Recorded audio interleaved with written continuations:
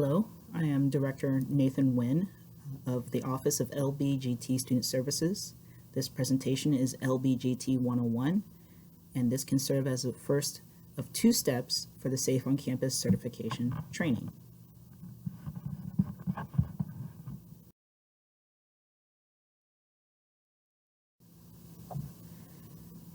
This next slide here, we're talking about pronouns.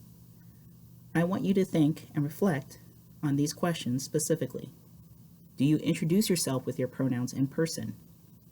Do you include your pronouns in your email signature? Do you introduce others with their pronouns? Do you politely ask others of their pronouns? If we can normalize asking and receiving and reflecting pronouns of people of how they identify, we set up a space for maybe folks who are questioning or transgender. Know that you're a person who's welcoming of other gender identities. We can normalize this behavior and understand that gender is a social construct. On top of that, we do have a lot of international students on this campus as well. How they portray or express gender may be different from how we are used to here in America. So again, we're trying to create a space where gender can be accepted regardless of expression or identity. Here on the right, we have a graphic of a variety of gender pronouns. So for example, she, her, hers, he, him, his, they, them, theirs, or ze and here. I will say that here in Southwest Michigan, I very rarely have come across upon folks who identify with ze or here, which would be another form of he and her. I do have a lot of students though that identify as non-binary, so they may go by they, them, theirs. So for example, let's say John Smith is non-binary. So if you were to introduce John in polite company at a party or something like that, you would say, "Hi, this is my friend John. They go by they, them, theirs pronouns." So again, we want to set up a space and an environment where folks can feel comfortable identifying with a pronoun that they identify with and live with, and do not experience any just gender dysphoria or discomfort.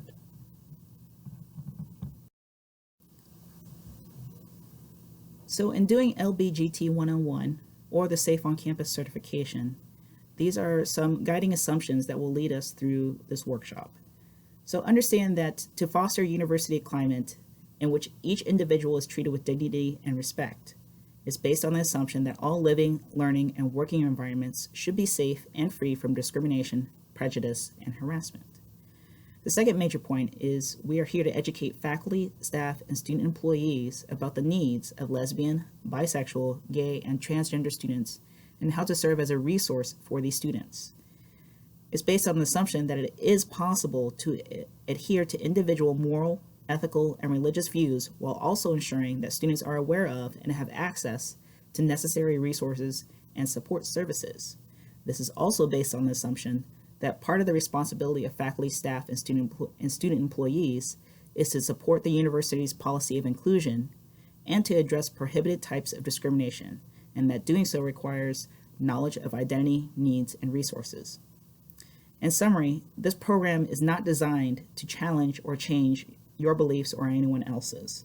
This program is intended to provide education about the needs of LBGT students that members of the campus community should be aware of and the resources that they can refer students to.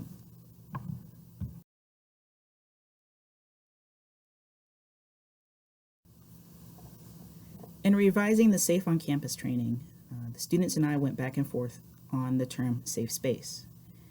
The reality is we can't guarantee 100% safety across 100% of the campus, across 100% of all marginalized and underrepresented identities. So for example, from my experience as a queer person of color, maybe I step into LGBT affirming spaces, but then experience a racist microaggression, or vice versa. So we came back with respectful space. So how do you create a respectful space? This is something that you could take with you in individual settings as well as classroom settings. So things such as speaking from your own experience. I statements. It's really easy to say, well, this group of people, they get really upset when somebody says, etc., etc., as opposed to saying, I notice when somebody says these things, I feel uncomfortable. I also like create space, take space. So this usually helps in group settings where maybe you have some folks who are more extroverted or more participatory, as opposed to those who are maybe more introverted or would like to process things more before participating. You have to create a space where folks, regardless of extrovert or introvertness or shyness or so on and so forth, that everybody feels included, that their voices are welcomed, and their experiences are heard. I like the idea of stretching and not straining. So maybe an example that we could use is maybe it's been a while since you've been to the gym. So just like you wouldn't just go to the gym and load up all the weights on a bar or go, super fast on a treadmill or whatever, you want to ease yourself into it. So maybe there are some ideas and concepts here in this presentation that you're not familiar with, that you're not comfortable with, and that's okay. I'm not asking you to start a pride parade or create an organization or anything like that. I'm asking you to keep an open mind and stretch beyond what you're used to or comfortable with, so that way we can create spaces for those who are experiences this on a daily level. Another thing is confidentiality. What's said here stays here, what's learned here leaves here. We have some students on this campus who are maybe are not out to their hometown or to their own parents, or maybe they're not out beyond the college that they are majoring in. We have students that feel more comfortable in certain colleges and corners of campus than others. So we have to be respectful of that. If a student comes to you or someone comes to you and comes out as LGBT, that maybe they haven't come out to everybody else yet. Additionally, we do have folks who work here on this campus who are questioning their identity or may just want to lead a private life. So again, being able to respect their confidentiality, that their experiences may not be made public anywhere else. Another thing that's happening a lot is to be able to challenge ideas and not people. Maybe there's someone that you work with or you share space with that says a homophobic or transphobic joke, and they think it's funny. So being able to challenge the person that what they said was maybe not okay, and getting them to understand that they're not a bad person, but why did they think it was okay to say that? For the most part, most folks are somewhere in the middle where they're not aware that some of the things that they do that have been normalized due to heterosexism or cissexism, where they don't realize it's not welcoming. So being able to challenge the idea and not the person. Some goals of what we're going to go through in this presentation is two main goals. One is to create awareness and the other is to build knowledge. How we're going to create awareness is to define unfamiliar terms and the usage of common terms. And how we're going to build knowledge is to describe the climate as well as an overview of common concerns. Before I start talking about terminology, there's some important things to note. There are some terms out there that are still outdated and offensive. So for example, the outdated term and offensive term of hermaphrodite is no longer used. We now use the term intersex to describe people who have chromosomal characteristics that do not match their genitalia, or folks who are born with incomplete genitalia. Another thing to keep in mind is that meanings are not static. So for example, the term gay in the early 1900s would mean more of joyful and happy, versus the term gay in more contemporary terms in the past decade or so, and even today, is more synonymous with same-sex relationships or dating. Meanings are not shared. So an example that I like to use this for is, what do we call carbonated beverages around the US? Whenever I ask this question, I get a variety of different answers, especially having lived in the South. So in the South, oftentimes I heard Coke. In the Midwest, I heard soda or pop, sometimes soda pop. So again, even that question, depending on what region of the US and where folks are from, they may have one of four, maybe five different answers. Terms can have multiple meanings, a yes and. So, for example, the word light. Are we talking about light versus heavy? or light versus dark. Light can have a multitude of meanings, and again, we don't know what the meaning is until it's used in a sentence. There's also a lack of cross-cultural acceptance. Maybe the term gay is more synonymous with white LGBT communities versus LGBT communities of color may use other terms such as same-gender loving. Another example of this would be the fact that one of my friends, who is Filipino and gay, he preferred the term queer because whenever he heard the term gay, his instant thought was the magazines and media that portrays a really muscular, really healthy white guy, and he is a round, brown Filipino man. So he didn't really feel comfortable using the term gay, so he personally identified as queer. In-group versus out-group usage. So this is something that is problematic for a lot of underrepresented populations or marginalized populations. So for the terms such as, I know I feel uncomfortable if I walk into a gay club or another LGBT setting and I hear a gay man refer to another gay man as a fag. I feel uncomfortable, right? Another example is if I walk into a space where there's majority of women and maybe women either are referring to each other in either positive or negative ways, or maybe they're singing along to a rap song, who knows, but they use the term bitch. Again, these are terms that if you don't self-identify in that group, probably not best to use that term.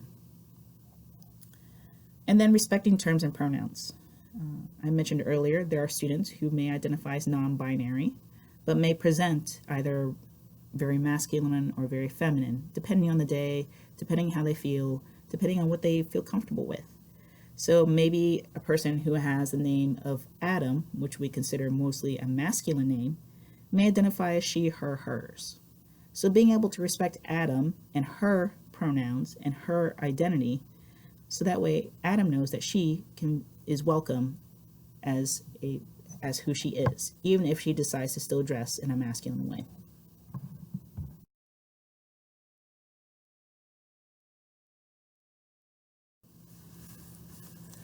Something to think about as we move forward is sex versus gender. So in discussing sex, we're talking about the noun, not the verb. So in discussing sex, we're talking about sex assigned at birth.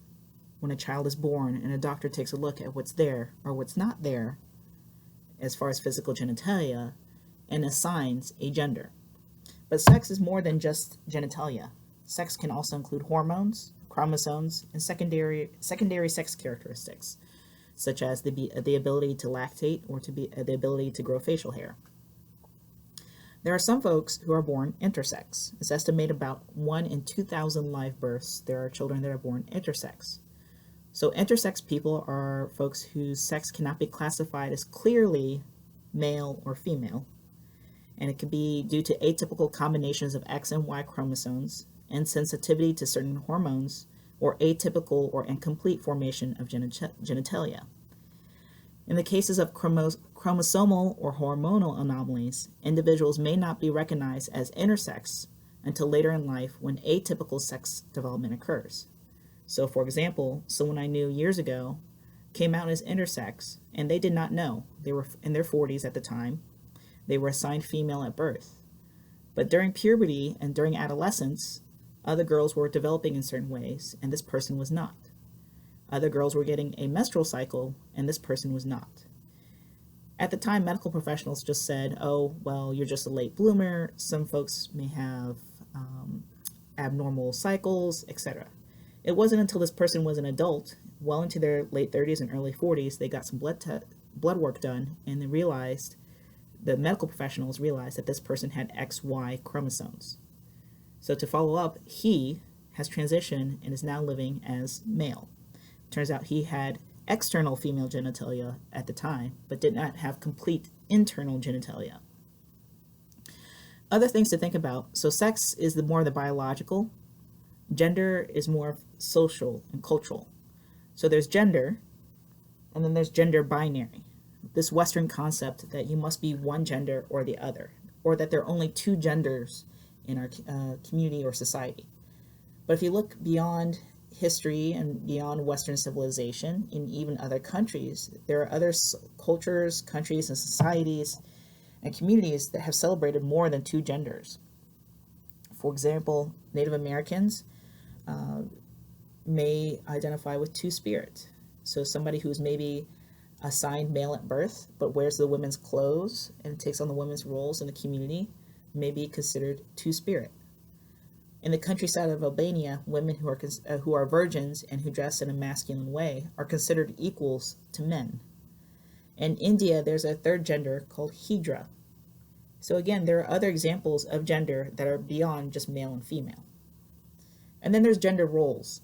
Gender roles can be anything, talking about American society, this old ideology that men are the ones who are supposed to bring home the most money, are the caretakers and providers of the family, as opposed to women are expected to stay home, raise the children, be able to cook, be able to keep a clean house, and that sort of thing.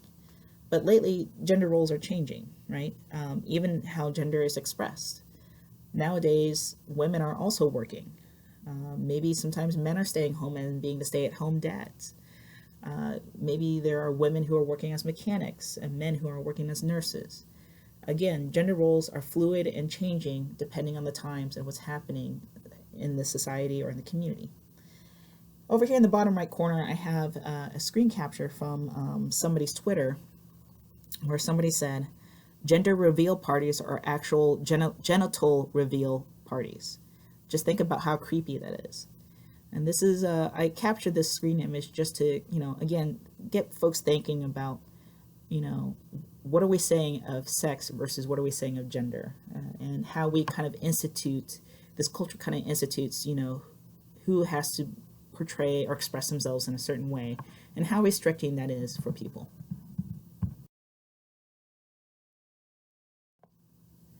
In this slide, we're going to be talking about gender and the four facets that make up gender. Those four facets include orientation, identity, expression, and attribution. On the right, there are two stick figures, one yellow stick figure and one blue stick figure. So gender orientation is represented by this pink stick figure inside the yellow stick figure's head. So your gender orientation is how do you see yourself? Your deep internal understanding of who you are. Do you see yourself as a man, as a woman, as some embodiment of both, or neither? Then there's gender identity, what you're verbally okay saying out loud. Sometimes, if the environment does not feel safe or welcoming, a trans person or gender non-conforming person may not feel comfortable identifying as gender non-conforming or trans. So they may go ahead and say whatever they think may be the safest answer to prevent any backlash or microaggressions. When this happens, this can create a lot of conflict and dysphoria for the person. Then there's gender expression. Gender expression is a multitude of things. It's how we exhibit our gender, and that can be exhibited through a variety of things such as clothes, voice, hairstyles, body language, and behavior. And so I want folks to think beyond clothing, because clothing can be fluid, but also the fact that how men carry themselves versus how women carry themselves. How a man should, quote, should walk versus how a woman should walk. Additionally, how gender is expressed here in America is very different from how gender may be expressed in other countries or other cultures. So I want to be cognizant of that because we do have students, again, from other cultures or from other countries that express their gender in a completely different way. Then there's gender attribution, which is represented by this blue stick figure looking at the yellow stick figure. This stick figure is trying to guess or read how the other person is presenting as far as gender and being able to classify them. I want folks to think about what cues do you pick up on that either consciously or subconsciously that tell you that this person may be either male or female, or maybe that you don't know or you're unsure. And I want you to challenge yourself to think beyond that and be able to throw those values or assets or attributions out the window and be able to have a conversation with a person and accept them for who they are.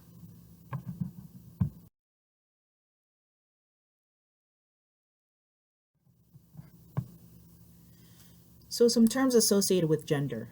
There's cisgender or cis, C-I-S.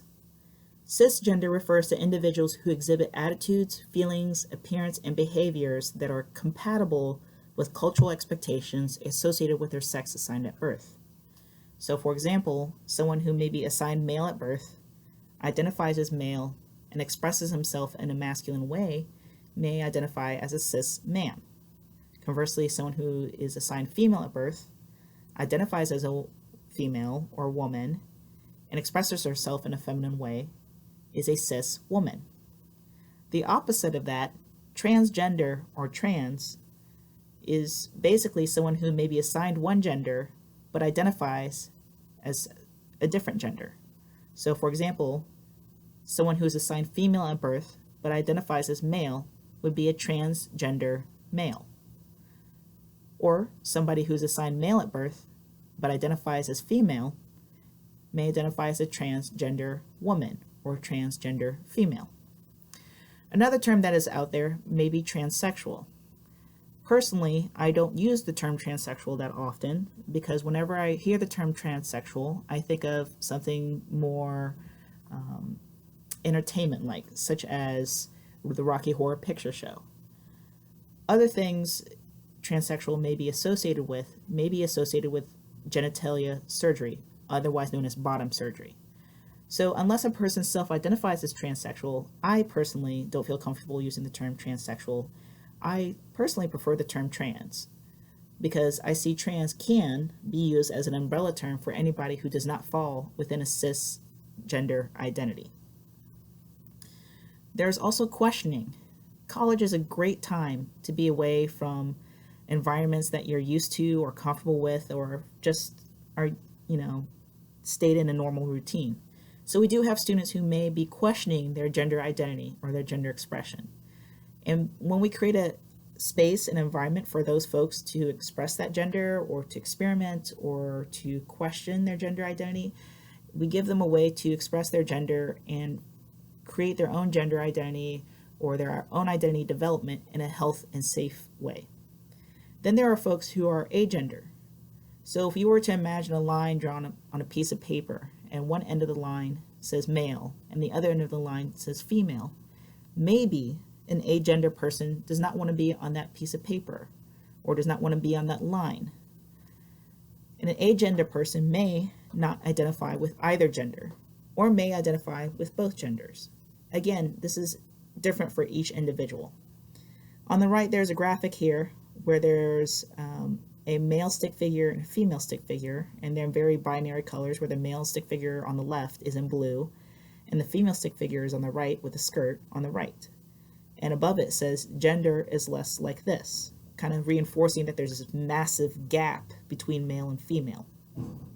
Below it though, it says gender is more like this, and you see a whole variety of folks in different colors, with or without skirts, with or without pants, and that there's actually no gap between the stick figures. It's just this group of people kind of put together.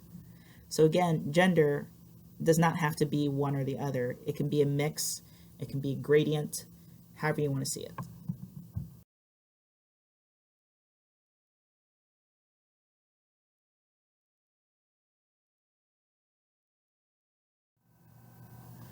In understanding sexuality, in this slide, there are three main points to touch upon: sexual behavior, sexual orientation, and sexual identity. So sexual behavior includes the acts that we engage in or not. It doesn't have to be one or the other, right? There are also acts that we prefer not to engage in for whatever reason that may be. Then there's sexual orientation. Sexual orientation refers to the deep internal sense of who we are attracted or oriented to in terms of our emotional, romantic, and sexual attractions. In the years that I've been doing this work, a lot of times folks will argue that sexual orientation is a choice.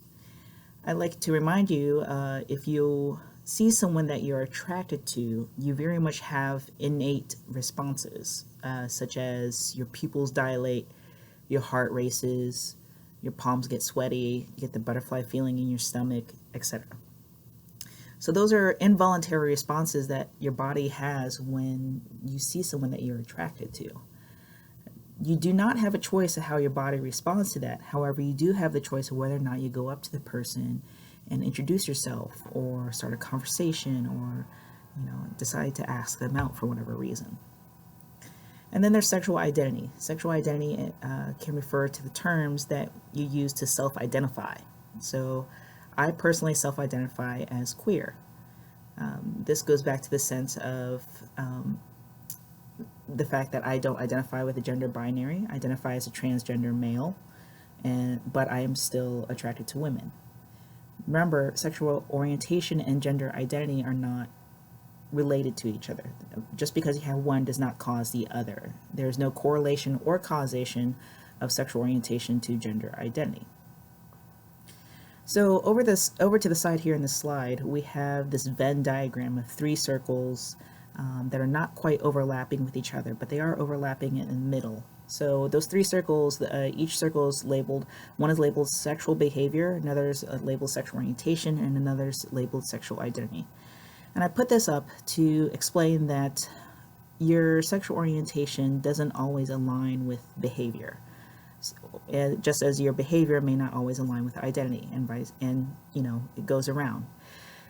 What that means is there could be any number of reasons that a person may or may not be engaging in sexual behaviors or self-identifying or admitting to themselves that they are oriented to a gender or genders. For example, say if a person just got out of a really bad relationship, maybe regardless of their sexual orientation or their identity, they may not be engaging in sexual behavior. Maybe they just want to take some time off, figure out who they want to be, figure out the type of person they want to be again.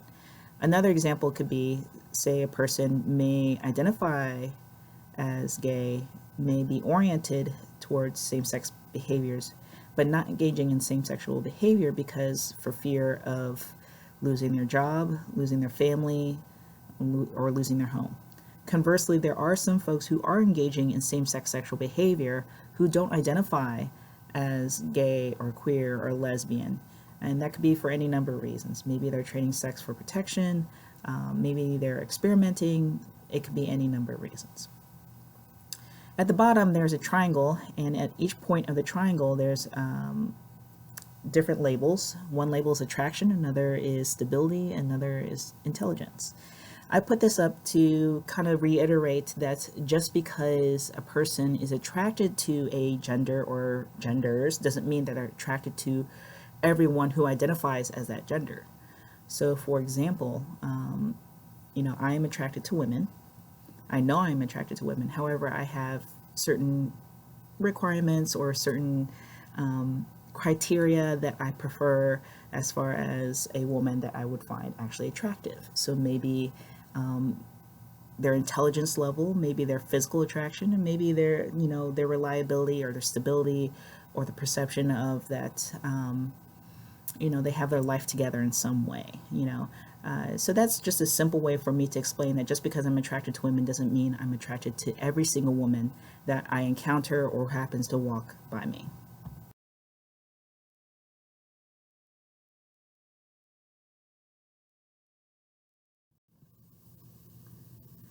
So connecting the dots, putting it all together. So there's sex, which is physical. It refers to what's in your pants or in your jeans. And if you're listening to this, yes, it's a dad joke, your jeans as in your, pant jeans. There's gender. Gender is cultural, which refers to what kind of pants you are or are not wearing. And then there's sexual orientation, which is psychological. It refers to whose pants you would like to get into or not. Again, you have to keep in mind that sexual orientation is not just who you're attracted to, but also who you're not attracted to. And so over to the side here, we have this gender unicorn. This is from transstudent.org. This is a graphic. And something I like to point out with this gender unicorn is that these continuums, these arrows off to the side here, are to explain a mixture of identities. So for maybe this gender unicorn, the gender identity, which is marked with the thought bubble above the unicorn's head in a rainbow, maybe this unicorn sees themselves as 72 female, 18 male, and 10 other, right?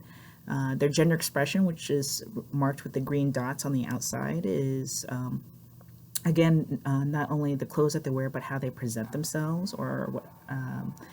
Again, this can be in a cultural context. Sex assigned at birth, which can be the chromosomes and or genitalia. So we have female, male, other, intersex. And then here it even goes even a step further of physical attraction, which is the orange heart, and then there's the emotional attraction, which is the red heart. So physical attraction, I like to prefer reference this as like, think of the hottest celebrity that you have the biggest crush on, and that if you heard about them, that they were here in town, that you would just drop everything, no matter what, and just go running to go meet them, right? And so that's physical attraction, right? It's somebody who just absolutely takes your breath away just by sight. And then there's emotional attraction. Can you carry conversation with them? Are they argumentative with you? Are they complete opposite political ideology with you, and just absolutely get on your nerves versus, you get along with them, right? So there is a difference between physical attraction and emotional attraction there. So as I mentioned in the previous slide, this is a reflection part of the activity, looking at that gender unicorn, or just even looking at these continuas, these arrows. Again, think of them as volume slider switches or light dimmer switches. It doesn't have to be 0 to 100. It can be a mixture. So I mentioned earlier the gender identity and the gender expression. So I want you to think about this for yourself. How do you identify, how feminine or masculine or female or male, physical attraction and emotional attraction are you, right? And understand that, again, it doesn't have to be from like 0 to 100. It can be a mixture of things. This is not something that you need to share with anybody. This is how everybody can self-reflect on their identity, as well as those who may be that they work with or are classmates with, and that sort of thing. Because we do have students that like to express their gender in different ways or identify in different ways from day to day, right? So, again, maybe one day the person identifies more male than female or some other gender, and then the next day it could be switched. So again, keep in mind that the folks around you may have a mixture of identities as well. So let's talk about heterosexism culture. And this graphic is from the It Gets Better Yellowknife, and it's a graphic that says 5 ways to end heterosexism. One is, when you meet somebody, don't assume that you know their sexual orientation. 2, don't use gay as a synonym for stupid or bad. 3, pay attention to how queer people are treated around the world and speak up against mistreatment. 4, when people make homophobic comments or jokes, ask them to stop even if you are not offended. And 5, do not act offended if people think you're queer.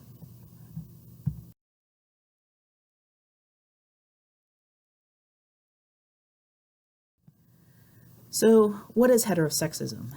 So understanding heterosexism, or how people think. Heterosexism refers to a system of attitudes, bias, and discrimination in favor of heterosexual behavior, orientation, and identity. It includes the dominant cultural belief that heterosexuality is, quote, normal, end quote, and therefore superior. And it includes the presumption that everyone is heterosexual, and it includes the belief that everyone should be heterosexual. So at the bottom here, we have this graphic of heterocentrism, which is ideology, which can lead it to heterosexism, which is the system, and then leads to homophobia, which is a manifestation. It's important to note that there's a difference between heterosexism and homophobia. Heterosexism, as mentioned earlier, is this presumption or this belief that everyone around them is heterosexual or some degree of heterosexual or paired with an opposite sex partner. As opposed to homophobia is an outright disgust or hatred for someone who does not live or is presenting as heterosexual. So that's the difference between the two.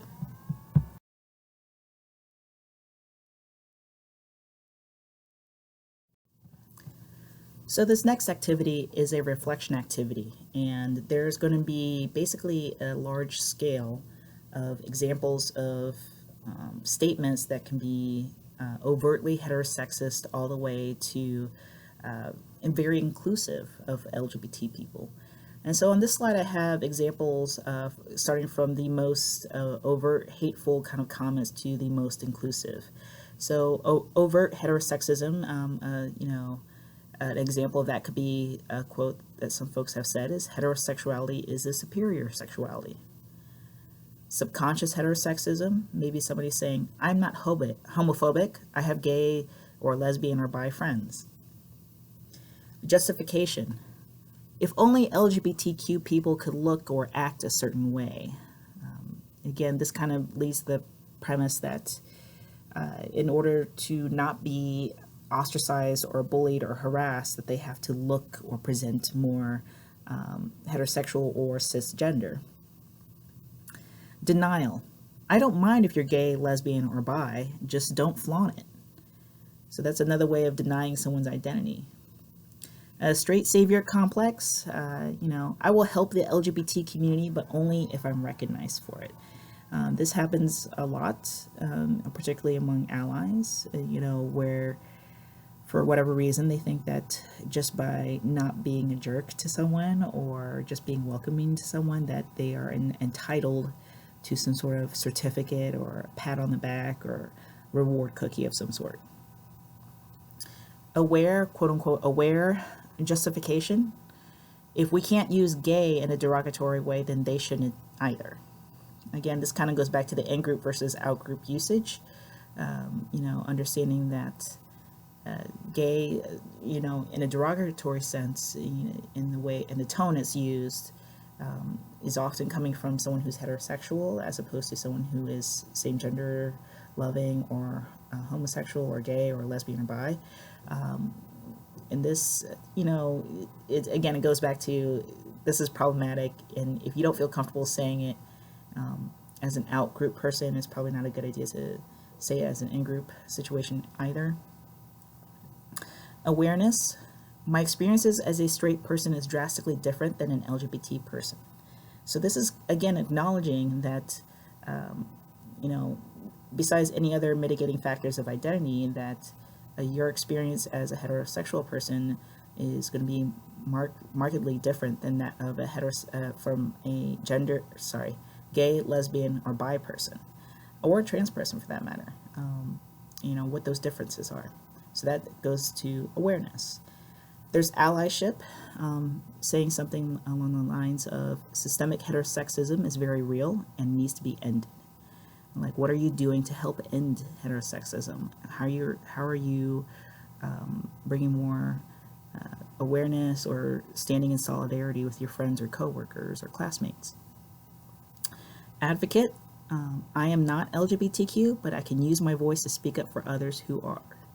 So this is a way to, again, like say if you're in a meeting or in a group setting and somebody says something either homophobic or excludes someone because they're perceived to be LGBT, even though you yourself don't identify as LGBT, you decide to advocate for the marginalization or the population. So that's the difference between an ally and advocate. An ally, I consider somebody who would go with me to Pride, as opposed to an advocate would advocate that Pride needs to happen, right? And then there's accomplice, and I think of accomplice, a lot of times accomplice is used in the context of like, what are you doing wrong? Are you helping somebody to do something wrong? In this context, I'm actually using it for what are you doing to help someone, so, what are you doing that's good or that's right, that's helping someone else? So are you making space for LGBT people as an accomplice, right? So let's say you're invited to a meeting or an event and LGBT folks are excluded, being able to risk how others perceive you and speak up against that, right? So for example, hypothetically, this would never happen, but hypothetically, let's say a mayor of a certain city says, we are not hosting Pride because it goes against my beliefs. An ally would, go to their friend's house and reassure them. An advocate would, go through the proper channels of maybe scheduling a meeting with the mayor or aligning with political parties, whatever it may be, to advocate for pride, even though they don't identify as LGBT. And that, as opposed to an accomplice, would be somebody who's willing to maybe occupy the mayor's office and risk getting arrested, even though, again, they don't identify as LGBT. So that's, again, a different way to identify as ally, advocate, or accomplice. The other reason why I put the scale up is that a lot of times, not everyone, but there are some folks who say that they are an ally, and they think of themselves like on a scale of 1 to 10, where 10 is the accomplice and 1 is the most homophobic, hateful person you could think of. Some allies think of themselves as a 10, but don't realize that maybe they themselves have said some of these statements somewhere in the middle, like somewhere between a 5 and a 6, or that they allowed people around them to say statements that were not particularly inclusive and didn't check that, right? So again, this is a way to reflect on, just how much of an ally are you? How much work do you think you need to do to be a better LGBTQ ally, advocate, or accomplice? In this slide, I have 5 statements that fall on a spectrum, and that spectrum for the categories, I randomly chose them. But again, this is not to call anybody out, but to really reflect on things that you may have said, not realizing that they were not inclusive, or things that you may have overheard from others, people you know, people you like or love or trust, and didn't realize for whatever reason that statement just didn't sit right with you for whatever reason. So again, this is just a reflection activity, but I want you to try to match the phrases on the left with the category on the right. So the phrases include things such as, I just don't like really obvious LGBT people. Love conquers all. I will help you, but only if you recognize my work. Heterosexuality is a superior sexuality, and I'm willing to risk my own safety to protect LGBT people.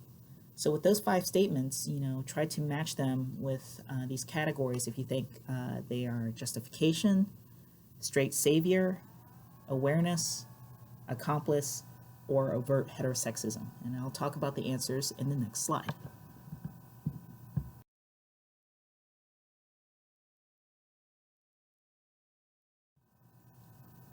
So, did you struggle with those statements? If it was a struggle for you, that's okay. Again, this is not to call anybody out or shame anybody for not knowing what is inclusive or what's not inclusive. This is more of, getting yourself aware and being more conscious of subtle ways that you're saying that you're not as welcoming as you think you are. So the first statement, I just don't like really obvious LGBT people. That is justification. That, like, you're trying to justify why you feel uncomfortable or your discomfort around those who may be a different gender or sexuality. Love conquers all. That falls under awareness. You are aware that there are people who define love in different ways. This is helpful, yes. Is it completely inclusive? Not entirely, but it's a process, right? So awareness is okay. I'm okay with awareness, at least. I will help you, but only if you recognize my work. That is a straight savior complex. Kind of like, what's in it for me? Why should I help folks who are different from me? And or if I help folks, I want people to know that I'm one of the good ones, right? Which is not the point of being an ally. Being an ally is not to say and tout around that, hey, I'm not as terrible as these other folks. If you're not as terrible, then just be a good person. That's basically where I'm getting at it. Heterosexuality is the superior sexuality. That is definitely overt heterosexism or borderline homophobia. Again, this is the belief or the thought that anything beyond heterosexuality or any type of nuclear relationship type is therefore odd and should not be considered normal.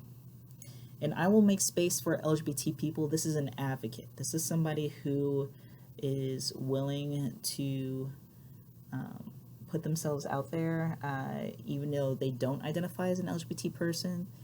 They're okay with somebody maybe misidentifying them as an LGBT person. And so, again, this is a way to show that they are an inclusive person.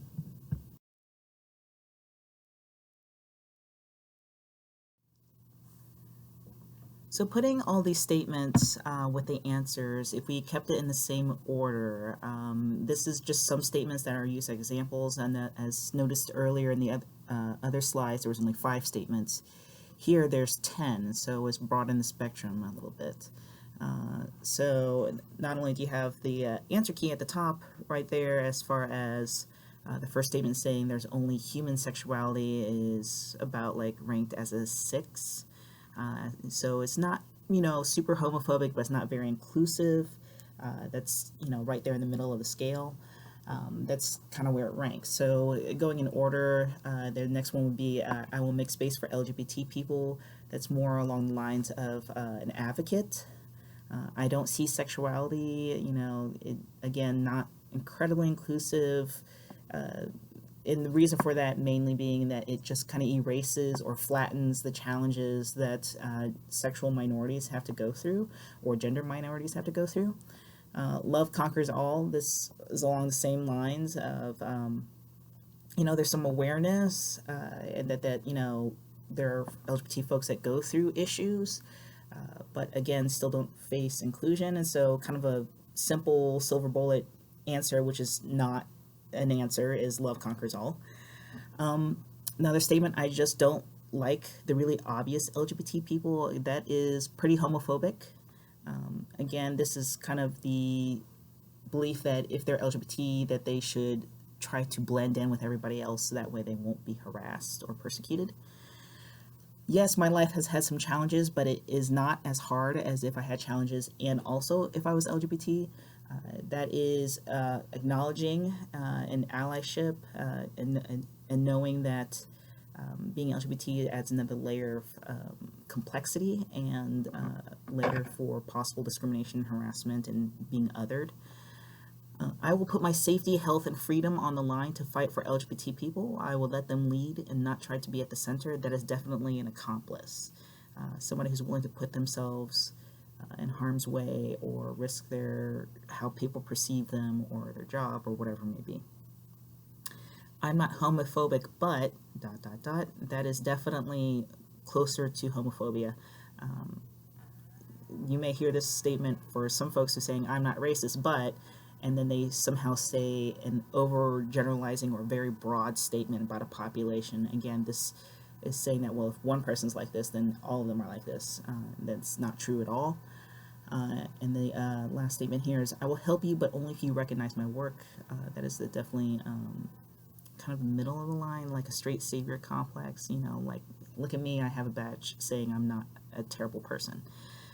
So in this bottom table here, we actually put it and rearranged it in order of most hateful to most inclusive. So in order, it goes from heterosexuality is a superior sexuality. I'm not homophobic, but ... I just don't like the really obvious LGBT people. I don't see sexuality. But then more middle of the line, I will help you, but only if you recognize my work. There's only human sexuality. Love conquers all. Then more inclusive is, yes, my life has had some challenges, but it is not as hard as if I had challenges and also if I was LGBT. And then closer to, in between advocate and accomplice, it would be, I will make space for LGBT people. And then definitely accomplice would be, I will put my safety, health, and freedom on the line to fight for LGBT people. I will let them lead and not try to be at the center.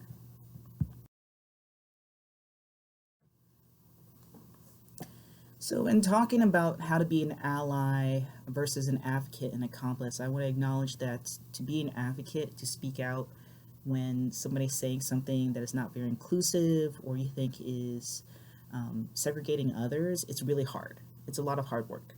So this diagram here on the right is the stages of change graphic, and it's from the article, The Right Time to Confront Someone Who You Care About Who is Racist.